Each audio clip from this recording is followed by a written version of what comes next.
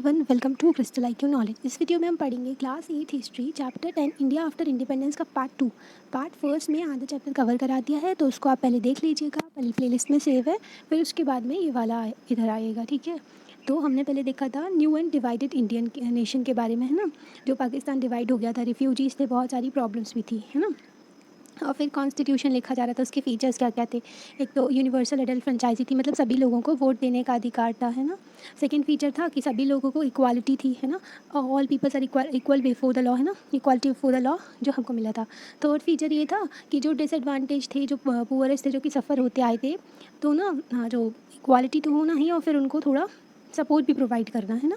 तो वो वाला कंसेप्ट देखा था। अभी हमें किधर से देखना था, यहाँ से। How for states to be formed, state कैसे फॉर्म किए गए, ठीक है।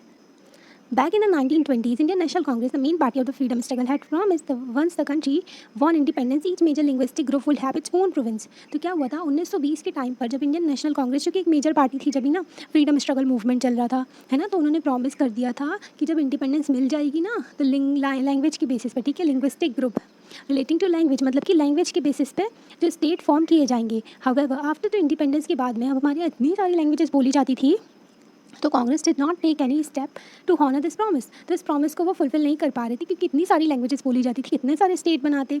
For India has been divided on the basis of the religion. तो इंडिया जो था ऑलरेडी वो डिवाइडेड था on the basis of religion. Despite the wishes and the efforts of Mahatma Gandhi, freedom had come not to one nation but two. तो religion के basis पे already हमारा देश डिवाइड हो चुका था, इसलिए डर भी था कि कहीं रिलीजन के बेसिस पे हो गया था, लैंग्वेज के बेसिस पे और ना टूटने लगे, है ना। हम चाहते थे कि हमारी फ्रीडम मिले तो पूरा जो भारत हो वो हो, ठीक है, पर यहाँ पर पाकिस्तान निकल गया था। As a result of the partition की वजह से मिलियंस ऑफ पीपल जो थे, बहुत सारे लोगों की डेथ हुई थी, है ना, लाखों लोगों की डेथ हो गई थी। जो दंगे हुए थे उसमें, जो हिंदू और मुस्लिम के बीच में दंगे हो गए थे ना, वो कुल द कंट्री, तो क्या फिर से हम ऐसा कुछ अफोर्ड कर पाएंगे division on the basis of language के बेसिस पे। बोथ प्राइम मिनिस्टर नेहरू जो थे और डिप्टी प्राइम मिनिस्टर थे, first deputy prime minister Vallabh भाई पटेल थे, were against the creation of linguistic state. दोनों ही अगेंस्ट थे जो लिंग्विस्टिक स्टेट, जो लैंग्वेज के बेसिस पे स्टेट क्रिएट करने के। After the partition, Nehru said disruptionist tendency had come to fore. To check them, the nation had to be strong and united. मतलब कि जो डिसरप्ट करने वाली चीज़ें थी ना, वो ज़्यादा आ रही थी, है ना, और नेशन को स्ट्रॉन्ग रहना है, यूनाइट रहना, हमारी कंट्री यूनिटी के बेसिस पे होनी चाहिए ना, यूनाइट रहनी चाहिए हमेशा, तो उसके पे फोकस किया जा रहा था। तो जो सरदार पटेल जो थे, तो उन्होंने भी बोला था कि इंडिया जो है फर्स्ट एक नेशन है, ठीक है, नेशन होना चाहिए और नेशनलिज्म को आगे लेकर चलना चाहिए, रेदर देन हम किसी भी ऑब्स्टिकल, जैसे कि लिंग्विस्टिक प्रोविंसेस का जो था ना, कि लैंग्वेज के बेसिस पे प्रोविंसेस बनाए, तो वो एक और डिवीजन क्रिएट कर जाती, इसलिए उसको ना अलग रख दो। ये जो है पॉटी श्री रामल्लू हैं, the Gandhian leader who died fasting for a separate state for Telugu speaker. तो ये जो थे तेलुगु, जो आंध्र प्रदेश है ना, तो तेलुगु रीजन के लिए इन्होंने प्रोटेस्ट किया था कि हमारा स्टेट जो लैंग्वेज के बेसिस पे होना चाहिए, okay.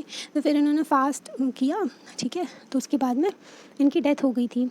That the Congress leaders will now go back on their promise created great disappointment. तो बहुत ज़्यादा लोग नाराज़ भी हो गए थे।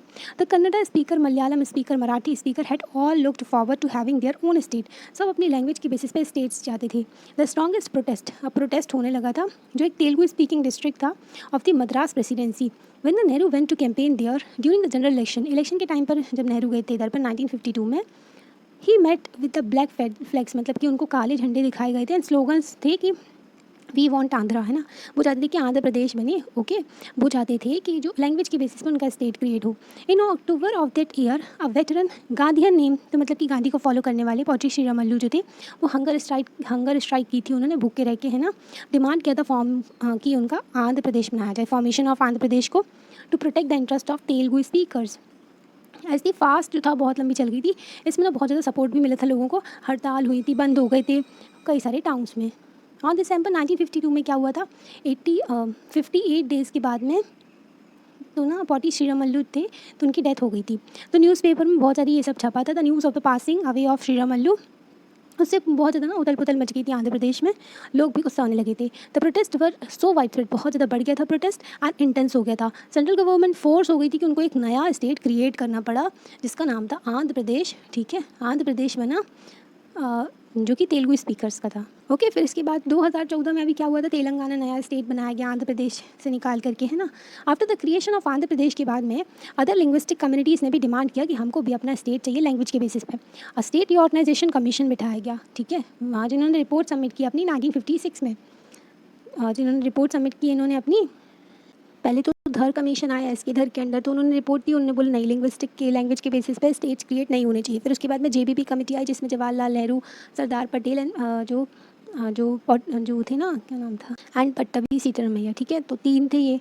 फिर इसके बाद में इन्होंने भी रिजेक्ट कर दिया कि नहीं, स्टेट जो है लैंग्वेज के बेसिस पे नहीं होना चाहिए। फिर उसके बाद में जो एक और नए कमीशन जो निकल गया, फैज़ अली कमीशन ने बोला ठीक है, लैंग्वेज के बेसिस पे स्टेट्स बना देंगे, पर 1 लैंग्वेज 1 स्टेट नहीं होगा, क्योंकि हमारे यहाँ बहुत सारी लैंग्वेजेस बोली जाती हैं, है ना।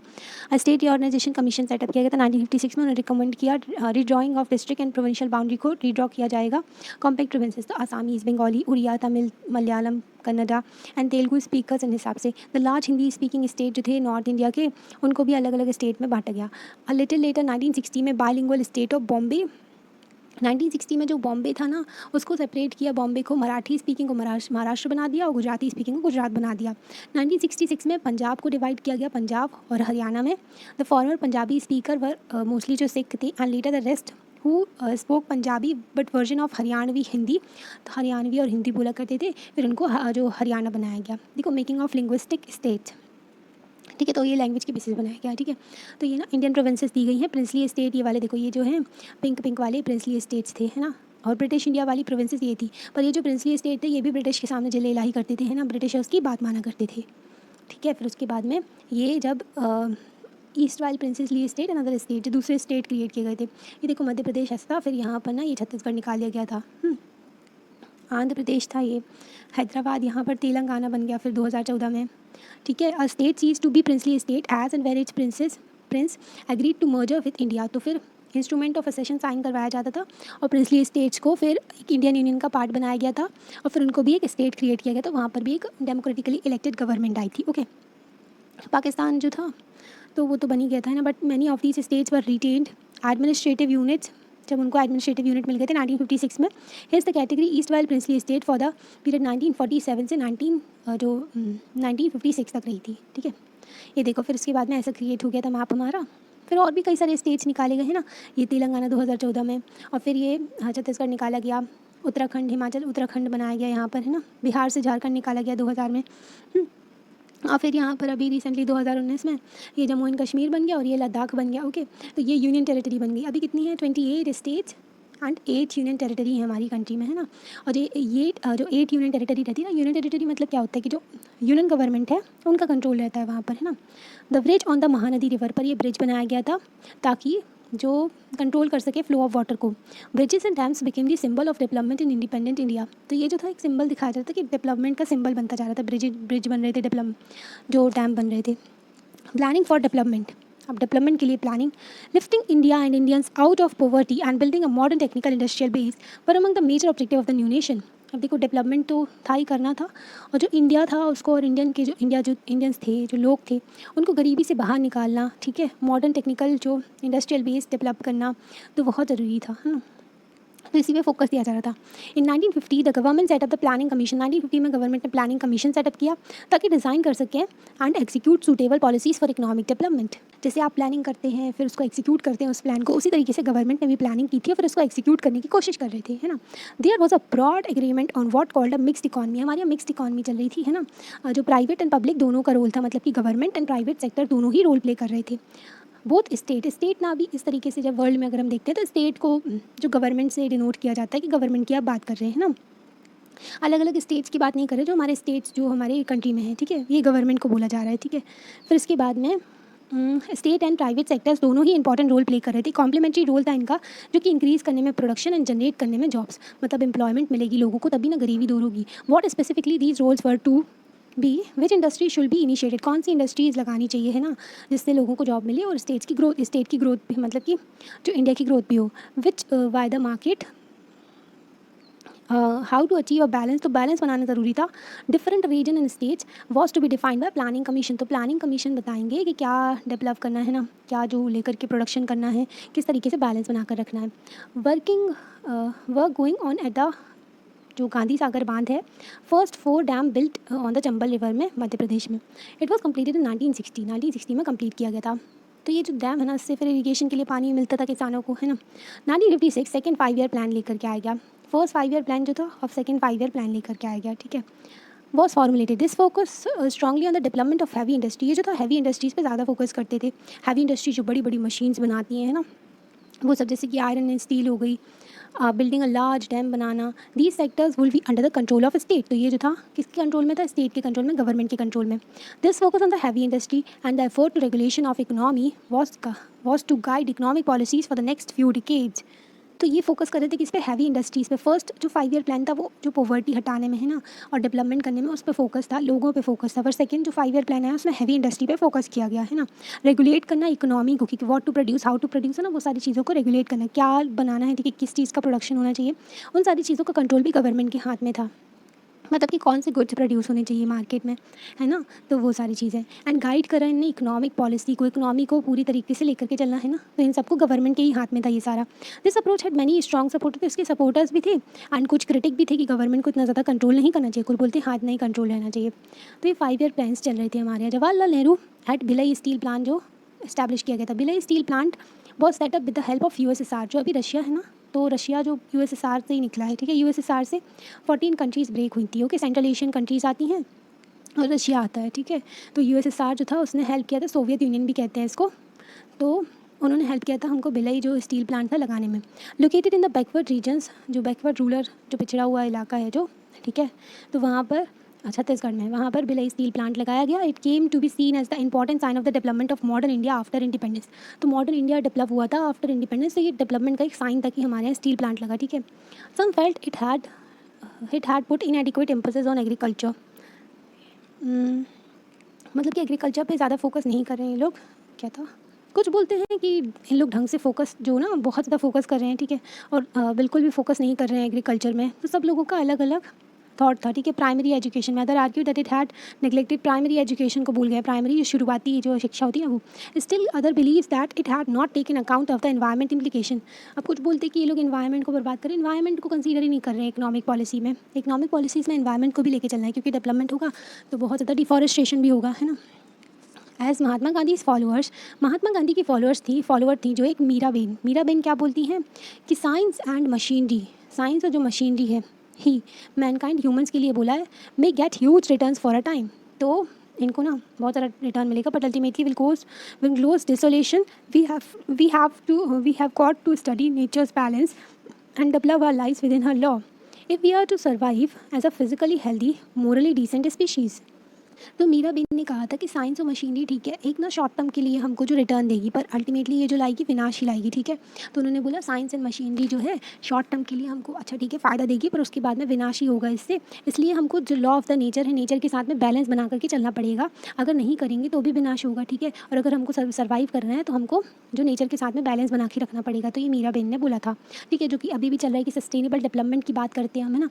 सस्टेनेबल डेवलपमेंट क्या होता है कि आप ना इस तरीके से डेवलपमेंट करो कि जो प्रेजेंट जनरेशन है वो भी इसका फ़ायदा उठा सके और जो आने वाली जनरेशन है उसके लिए भी कुछ बचा सके। जैसे कि अभी के टाइम पर बहुत ज़्यादा ना चीज़ों को बर्बाद करके यूज़ करते हैं, जैसे कि पूरा जो वाटर है उसको एक्सप्लॉइटेशन हो रहा है, वाटर एक्सप्लॉइटेशन हो रहा है ना, ग्राउंड वाटर निकाल रहे हैं, वो रिचार्ज नहीं हो पा रहा है, पोल्यूशन कर रहे हैं बहुत ज़्यादा। तो ऐसा नहीं होना चाहिए, है ना।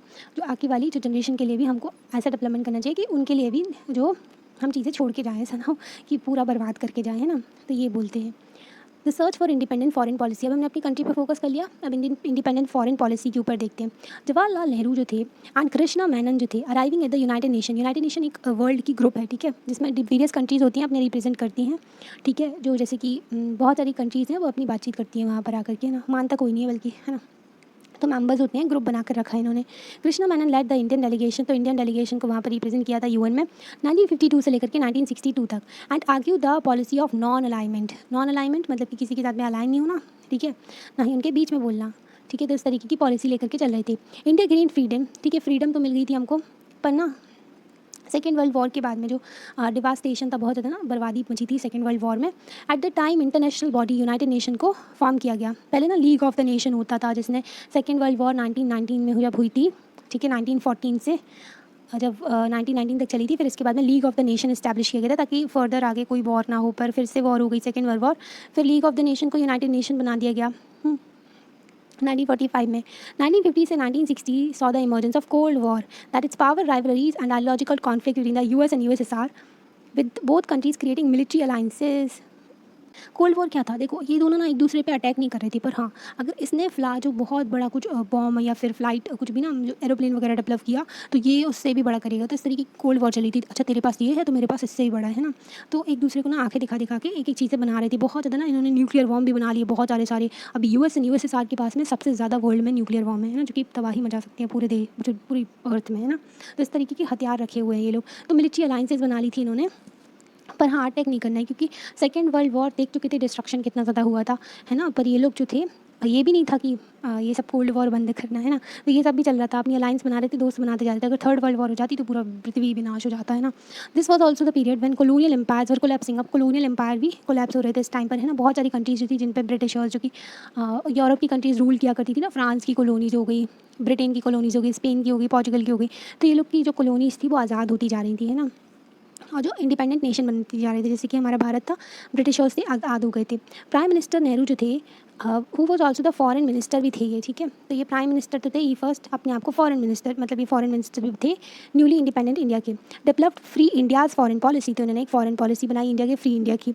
Non alignment formed the bedrock of the foreign policy. तो ये बेसिक क्या था इनकी फॉरेन पॉलिसी का, नॉन अलाइनमेंट उस टाइम पर, क्योंकि अलाइनमेंट करते ना किसी भी जो जैसे कि यूएस का एक ग्रुप बना हुआ था और यूएसएसआर का बना हुआ था जो कि रशिया है अभी, ठीक है, यूएसएसआर का बना हुआ था। अगर इसका दोस्त बनते तो ये गुस्सा हो जाता, अगर इसका दोस्त बनते तो ये गुस्सा हो जाता, है ना, तो किसी का दोस्त नहीं बनना। तो ऐसे ना नॉन अलाइनमेंट की पॉलिसी फॉलो करके चले थे। बहुत सारे देश थे जो कि ना अभी नॉन अलाइनमेंट का एक ग्रुप भी है, तो led by the statement from Egypt के जो थे president, Yugoslavia, Indonesia, Ghana, India के। नॉन अलाइनमेंट मूवमेंट इन्होंने शुरू किया, अर्ज किया कंट्रीज़ को not to join either two major alliance. तो दो मेजर अलाइंस बनी हुई थी, दो ग्रुप बने हुए थे यूएस एंड यूएसएसआर के, तो किसी को भी ज्वाइन नहीं करना है। But this policy of staying away from the alliances is not a matter of remaining isolated और न्यूट्रल। इसका मतलब ये नहीं था कि आप न्यूट्रल है ना, या फिर आइसोलेटेड है, ठीक है। इसका मतलब ये नहीं था नॉन अलाइनमेंट का, बस हाँ दोनों ग्रुप को ज्वाइन नहीं करना है। The former means remaining aloof, तो इसका मतलब क्या था कि जो नॉन अलाइनमेंट का कि फर्स्ट तो मतलब जो है ना जो foreign means remaining aloof from world affairs where is non align. तो देखो आइसोलेटेड का मतलब क्या होता है कि आप ना वर्ल्ड अफेयर से बिल्कुल संन्यास ले लिए हो, कुछ बोलना ही नहीं है ना, अपनी कंट्री अलग लेकर के चलना है, अकेले थकेले पड़े हो, तो उस टाइप का था ये जो आइसोलेशन होना, पर ये नहीं था, ठीक है। नॉन अलाइनमेंट कंट्रीज़ का जैसे कि इंडिया था वो एक्टिव रोल प्ले कर रहे थे मीडिएट करने में ताकि शांति बनी रहे, ठीक है। नॉन अलाइनमेंट का मतलब है कि आप किसी ग्रुप में तो ज्वाइन नहीं हो रहे हो, ठीक है, दोनों जो बटे हुए हैं दो ग्रुप उसको तो ज्वाइन नहीं कर रहे हो, पर हाँ इसमें शांति बनाने में भी रोल प्ले कर रहे हो, अपना मीडिएट करो लोगों के बीच में, जैसे कि अमेरिकन एंड सोवियत अलायंस जो थी यूएस जो यूएसएसआर था उसके बीच में जो बातचीत करवाओ, ठीक है, मीडिएट करवाओ ताकि ना प्रिवेंट कर सके वॉर, क्योंकि वॉर ना हो दोबारा। तो क्या बात करी थी कि ह्यूमैनिटी के लिए and moral stand low against the war, ठीक है। तो मतलब कि वर्ल्ड अफेयर्स से अलूफ ना रहो, वर्ल्ड अफेयर्स में ये लोग बोल भी रहे थे और नॉन अलाइनमेंट को फॉलो भी कर रहे थे। हाउएवर फॉर वन रीज़न और another many non align countries including India got involve in Wars. पर ना कुछ रीजंस ऐसे बनी, कुछ कंडीशन ऐसी बनी कि इंडिया भी जो वॉर में इन्वॉल्व हो गया था।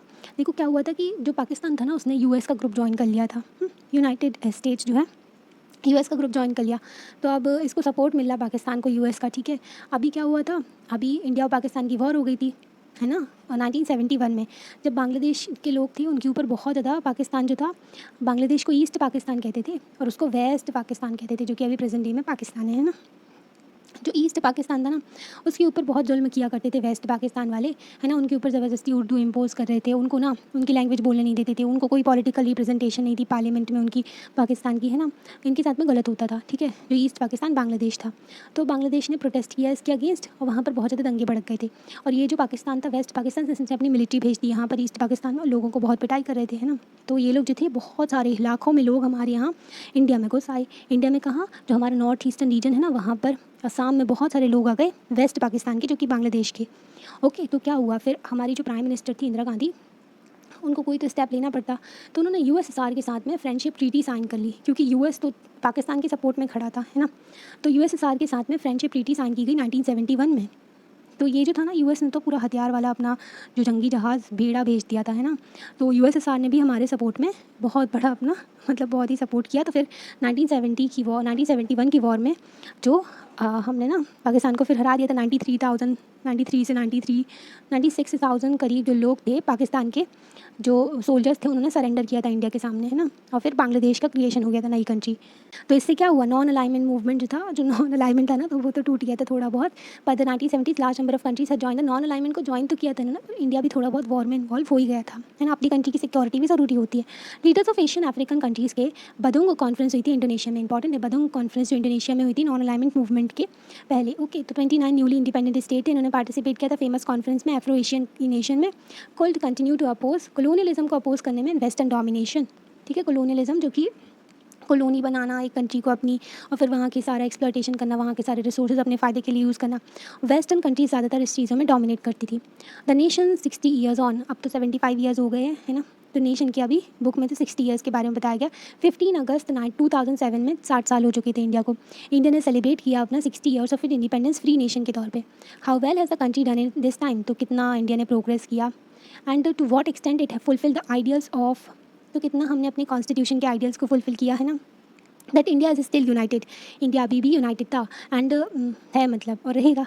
And that is still democratic, और हम डेमोक्रेटिक भी रहे, ना ही कोई मिलिट्री का रूल आया, ना ही कोई प्रॉब्लम क्रिएट हुई जैसे कि दूसरी इंडिपेंडेंट नेशंस में हुई थी। पाकिस्तान में भी कई सारी बार जो मिलिट्री का रूल लग जाता है, मतलब कि जो उनकी मिलिट्री है ना वो वहाँ पर पावर गेन कर लेती है, वहाँ पर जो डेमोक्रेटिकली इलेक्टेड गवर्नमेंट होती है उनको हटा देती है, जैसे कि म्यांमार में भी होता है, पड़ोसी देश में हमारे।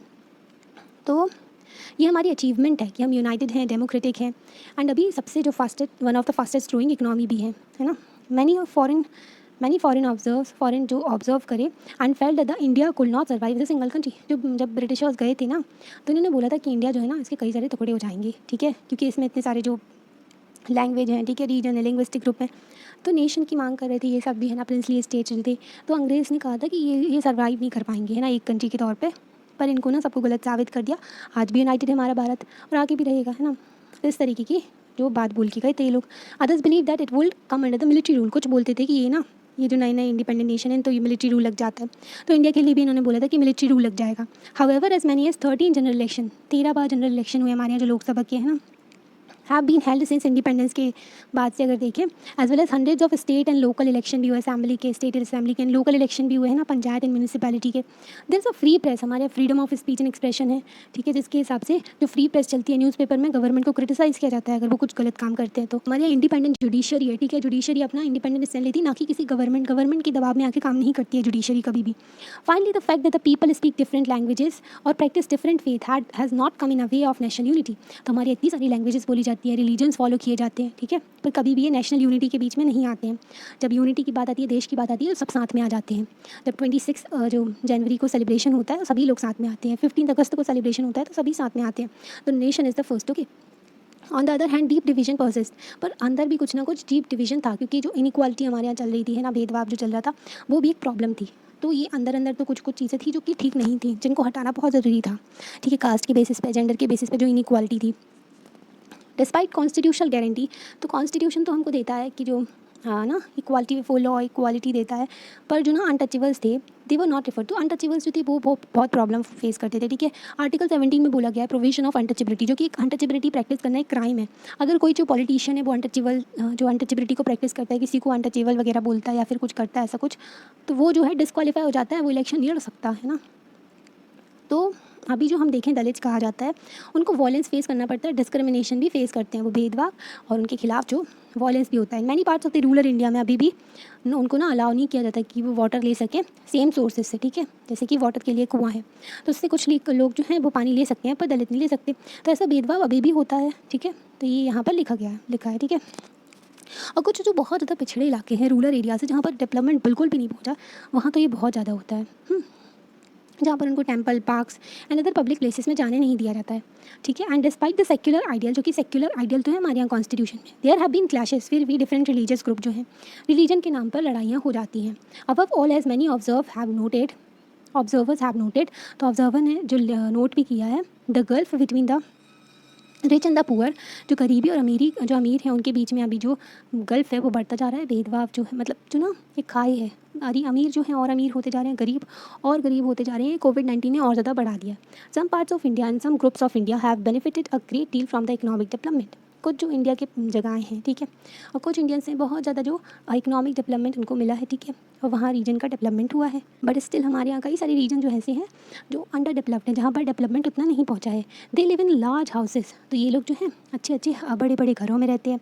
डाइन एक्सपेंसिव रेस्टोरेंट में खाना खाने जाते हैं। Send their children too expensive private school में भेजा करते हैं ना, और टेक एक्सपेंसिव फॉरेन हॉलीडे, बाहर घूमने भी जाया करते हैं। एट द सेम टाइम कुछ और भी लोग हैं जो कि ना गरीबी रेखा के नीचे रहते हैं, जो ना स्लम में रहते हैं, जो कि झोपड़ी में रहते हैं, रिमोट विलेजेस में रहते हैं ना, उनके पास में अनहाइजीनिक कंडीशन में रहते हैं, साफ़ सफाई नहीं रहती उनके पास में, जो ढंग का ना मतलब खाने पीने को पानी भी साफ़ नहीं रहता है, तो वो अफोर्ड भी नहीं कर पाते कि वो अपने बच्चों को स्कूल भेज सकें अच्छे।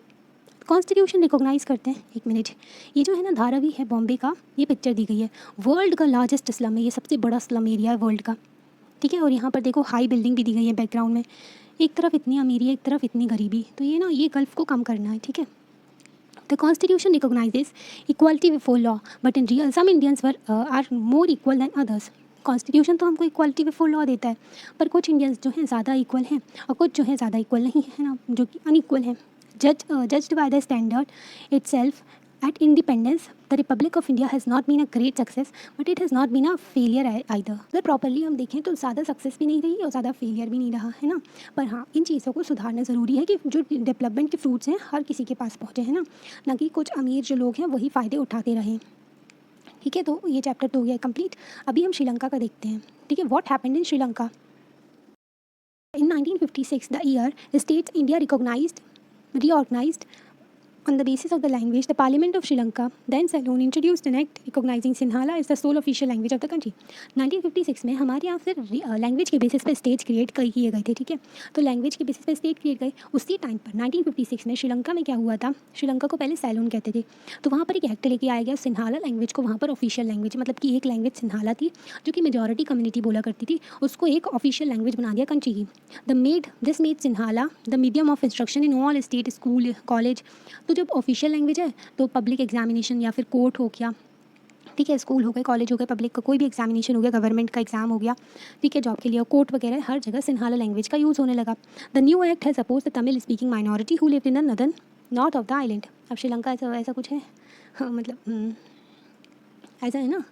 तो यहाँ पर नॉर्थ में ना जो तमिलियन कम्युनिटी रहती है, तमिलियन जो थी हमारे यहाँ के, जो इनको ना अंग्रेज़ लेकर के गए थे काम कराने के लिए श्रीलंका में, ठीक है, जो प्लांटेशन वर्क चला करता था, तो उसमें ना फिर वहीं पर वो रह गए और बस गए, बहुत सालों से रह रहे हैं वहाँ पर, ठीक है। तो वो माइनॉरिटी में है, तो उन जो लोग थे ना उनकी जो एक्ट जो था ना, तो तमिल को वो लोग रिकॉग्नाइज़ नहीं किए थे नॉर्थ जो वहाँ पर ना, तो उसको अपोज़ किया। तमिलियन जो तमिल स्पीकिंग माइनॉरिटी जो थी ना उनको अपोज़ हो गया, क्योंकि वो लोग तो सिन्हाला जो थे ही नहीं ना, सिन्हाला लैंग्वेज नहीं बोलती थी। When you deny me my language, तो उन्होंने बोला when you deny me my language sad in Tamil MP, you deny me everything. जब आप हमारी लैंग्वेज हमको मतलब बोलने से मना कर रहे हो तो आपने हर चीज़ में हमको मना कर दिया, क्योंकि जो मतलब हर स्कूल कॉलेजेस हर जगह से तो मना हो गया अगर उनकी लैंग्वेज चली गई तो। You are hoping for a divided Ceylon, आपको लगता है कि आप ना एक डिवाइड करना चाहते हो सैलोन को, मतलब कि जो श्रीलंका है ना उसको डिवाइड करना चाहते हो। उन्होंने warning the, adding do not fear I assure you that will have a divided salon. तो उन्होंने बोला डरो मत, मैं तुमको अश्योर करता हूँ, ठीक है, कि ये जो है ना सैलोन डिवाइड हो जाएगा। An opposition member himself Sinhala speaking predicted that if the government did not change its mind insisted on the act being passed, 2 torn little bleeding states might yet arise one of the little state. तो एक और जो Sinhala speaking जो MP थे, उनके member of parliament जो थे, उन्होंने बोला कि ये जो गवर्नमेंट अगर ऐसा एक्ट जो अपना माइंड सेट चेंज नहीं करती है, एक्ट को नहीं बदलती है, तो जो एक छोटे से स्टेट है श्रीलंका, उसमें से 2 स्टेट बन जाएंगे, ठीक है, 2 कंट्री बन जाएंगी। फॉर सेवरल डिकेड्स, तो कई सारे डिकेड्स तक सिविल वॉर चलती रही, ठीक है, लड़ाइयाँ होती रही। इसकी रूट कहाँ थी, जो लड़ाइयाँ हो रही थी इधर पर, इसकी रूट कहाँ थी, imposition of Sinhala language on the Tamil, क्योंकि ज़बरदस्ती उनके ऊपर तमिल लैंग्वेज जो ना इम्पोज कर, जो सिन्हाला लैंग्वेज इम्पोज कर दी गई थी तमिल स्पीकिंग माइनॉरिटी के ऊपर। And another south Asian country, अभी ये तो देख लिया हमने, ठीक है, जो श्रीलंका में जो ये लैंग्वेज के इशू की बेसिस पे कितने टाइम तक वॉर चलती रही है ना। तो एक और जो कंट्री थी जैसे कि पाकिस्तान, तो पाकिस्तान भी थी, जो हमने आपको अभी स्टोरी बताई थी कि पाकिस्तान डिवाइड हो गया था, east Pakistan west Pakistan. East Pakistan Bangladesh बन गया था, क्योंकि ना पाकिस्तान जो था उसने बंगाली स्पीकर्स के ऊपर जो उनकी लैंग्वेज को सप्रेस कर दिया था, है ना, और दूसरी लैंग्वेज उनके ऊपर इम्पोज करती थी। By contrast India has manage to survive as a single nation.